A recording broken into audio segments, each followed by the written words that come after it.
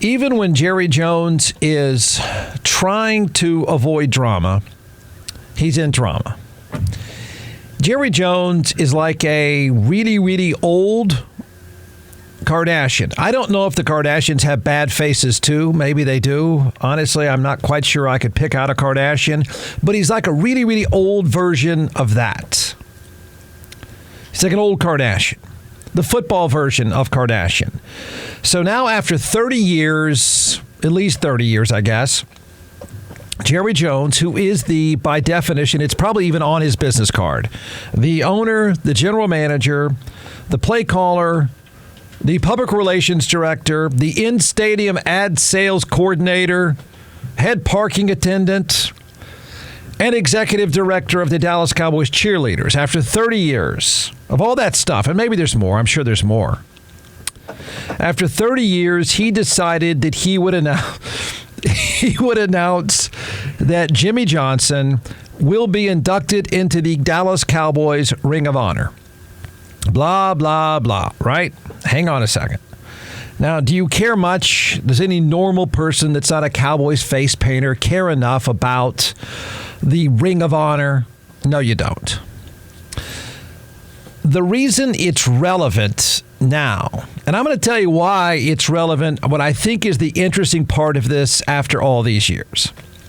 But the reason why it's even relevant now, it's even a subject now, is because of the drama. Self-inflicted, intentional drama. Jimmy Johnson, who I think by this time more people probably know him on the Fox pre- and post-game show than maybe know him as a football coach or certainly the Cowboys coach. But Jimmy Johnson was the head coach of one of the greatest runs in Cowboys history. It was a very good run by NFL standards, produced 3 championships. And he's a member of the NFL Hall of Fame.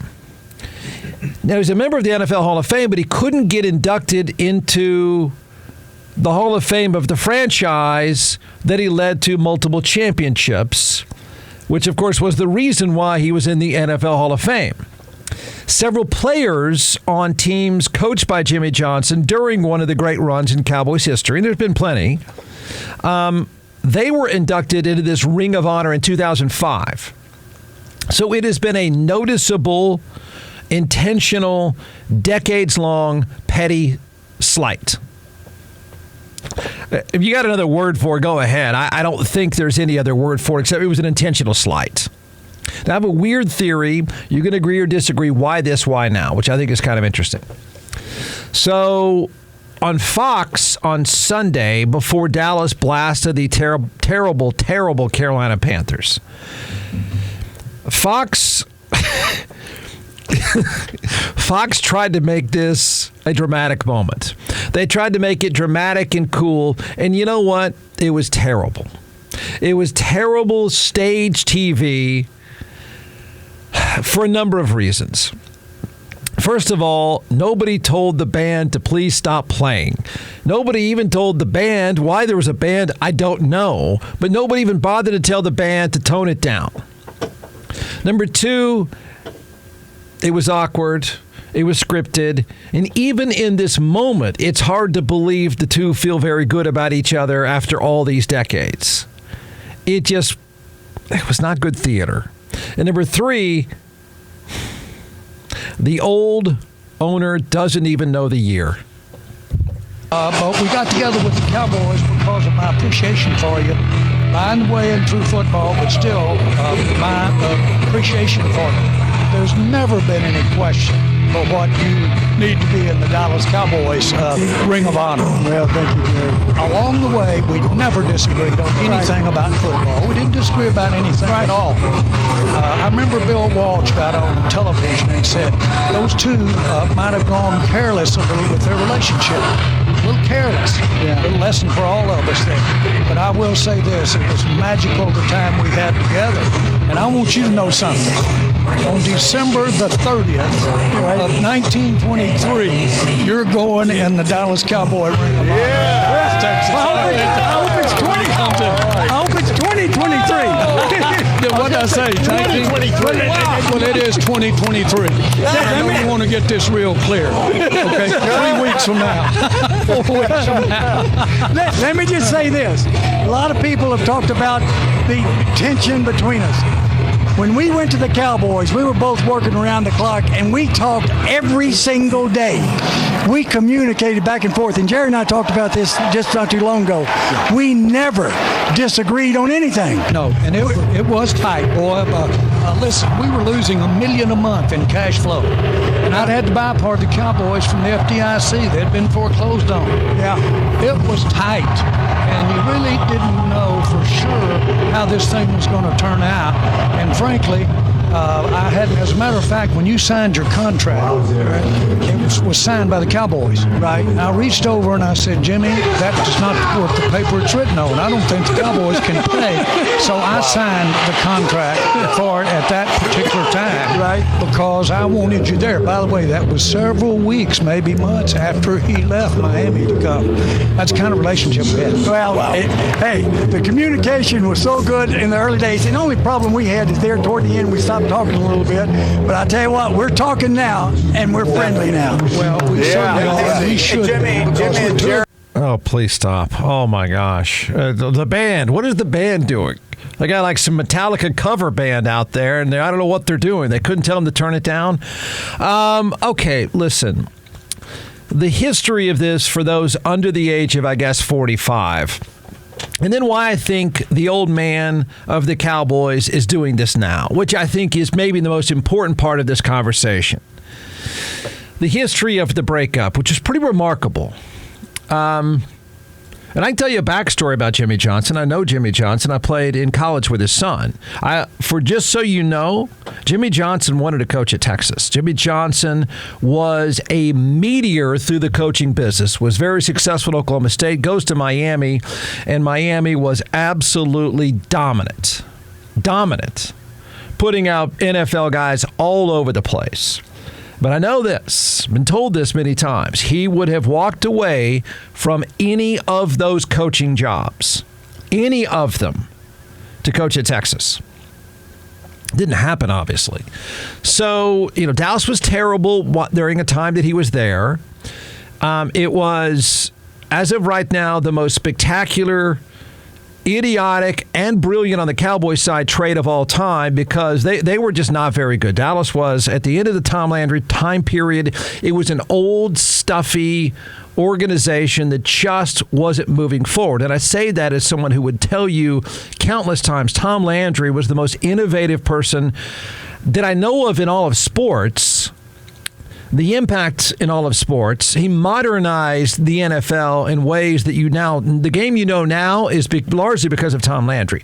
But like all organizations, they got old and stuffy. So Dallas was terrible, couldn't get out of the hole. They traded Herschel Walker, almost Senator Herschel Walker, America. And they then were able to build a franchise out of it and go to multiple championships. So the fight goes something like this. This was, remember, this is in the middle of Dallas is on one of the great runs in franchise history. They are going from an NFC championship game to multiple Super Bowls, and then Jerry Jones and Jimmy Johnson.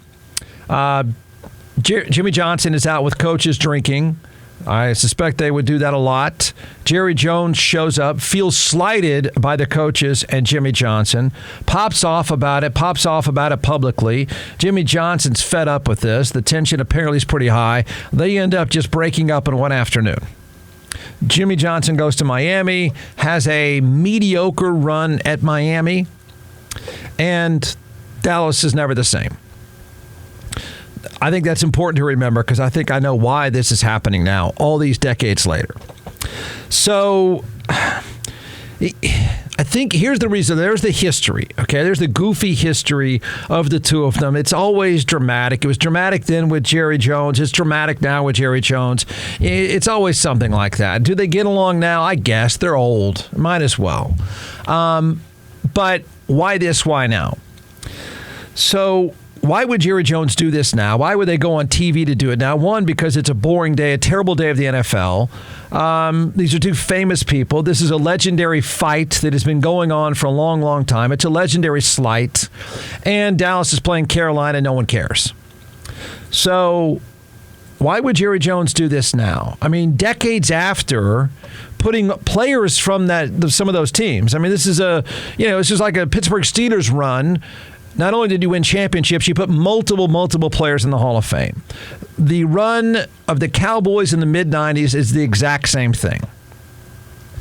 Win some championships and put multiple players in the NFL Hall of Fame. And, of course, in the Cowboys, Cowboys are one of the most legendary franchises of all. So being a part of that, quote, Ring of Honor is a big deal. But most of the players that mattered at that time were inducted in 2005. And here we are in 1923, according to Jerry. Just now telling Jimmy Johnson this. So why would he do that? Why could it be that petty? Here's my theory, which I think is the most important part of the Cowboys today. His team is good now. And I say his, meaning Jerry Jones. This is the way I think he views this. His team is good now. His team is good without Jimmy Johnson. And if you laugh and say, are you kidding me? That's the truth. That's just the way it is. They haven't been able to find any footing as a franchise since those runs in the mid-'90s. Dallas is one of the best 5 teams in the NFL right now. You want to say 6, say 6. I put them in the top 5 easily. It's Jerry Jones' chance to say to himself and sell this publicly, this is a really good team, a Super Bowl caliber team, and I did it without him. That's why I think it's now. I think this old man who thinks it's 1923, he has been clamoring, he has been struggling, his ego has been smashed since the day they split the sheets in a silly fight over alcohol, and he hasn't been able to pull it off since. There's nothing that Jerry Jones wants to do more, maybe other than make money, and he's pulled off one of those things now, is to be able to say this franchise is successful without him. Because it's always looked, and probably accurately looked, like the only time they could win was when Jimmy Johnson was doing the deals. And it's got to eat the old man alive, who says it's 1923. And now I think he's comfortable saying, you know what, bud, you're a great coach for the Cowboys. I really need to recognize you as a great coach of the Cowboys. I think he can only say it now because he now feels like I've proven my point. I've got a really good team now without that guy. That's why I think it's happening now. I really do. Because I think he has struggled mightily in saying, because, look, this is a guy that wants to run to a fault every aspect of that franchise. And he has not been able to have a successful run, a really good run, since Jimmy Johnson did a goofball news conference and said, I'm out. And they acted like they were best friends, and they haven't been.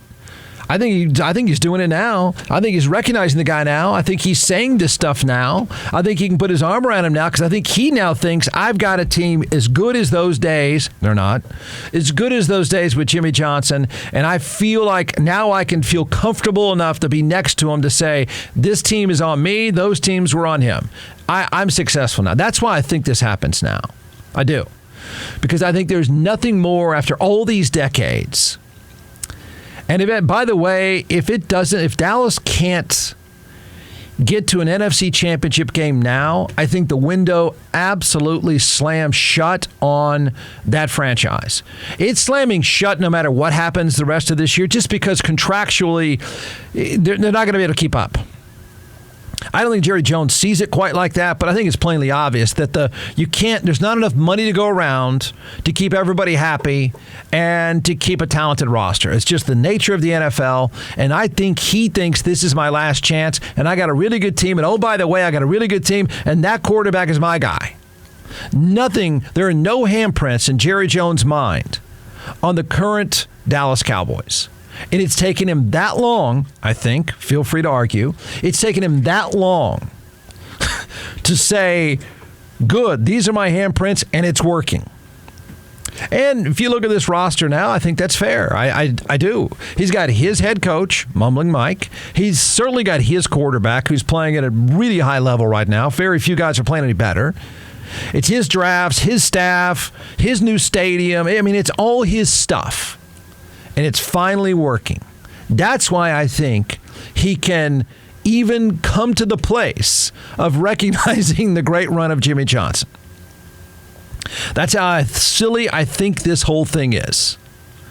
And he says 1923. Now, you can agree or disagree with that. But it is a silly, ridiculous power struggle that happened then and just hung on. I think it hung on to this point because I just don't think the guy could produce a good enough product. And I think it ate him alive. And I don't think he ever wanted to even acknowledge, man, we were good when that dude was here. And that's true. They were. We haven't been good as long as that guy hasn't been around, which is also true until now. Until now. And I think he's confident enough, and I think he should be. It's a really good Dallas team. I don't think there's any argument. I've been saying it for a year now. I think they're a lot better than people realize, and I think the old man thinks that. So he's now in a comfortable enough place to say, you know what, you had a good run too. I'm now having my run. Granted, it's when he's 105, but he's now having his run, as evidenced by the fact that he said 1923. There. That's how this drama played out. I know the average person who is not under the age of 45 and knows nothing about, one, the history of the franchise, and two, the history of these two egomaniacs. I think I got it right. How could all those players be acknowledged by Jerry Jones and embraced by Jerry Jones and put stuff up around the stadium about them and not the guy who went in the NFL Hall of Fame? Because I think it's impossible for him to acknowledge after all this time, he couldn't acknowledge, man, I couldn't win without him. Until now.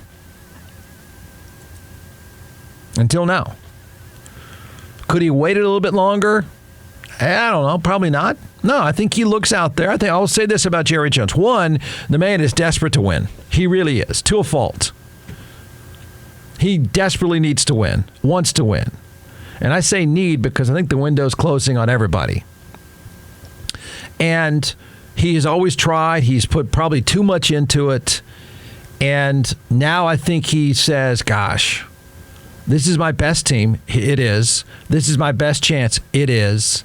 And we're almost come playoff time, and I don't want to run the risk of getting knocked out and doing this at the same time. So I think he's saying, hey, look, December of 1923 is when we'll do this, because he's finally comfortable to say this is my team and it's good enough.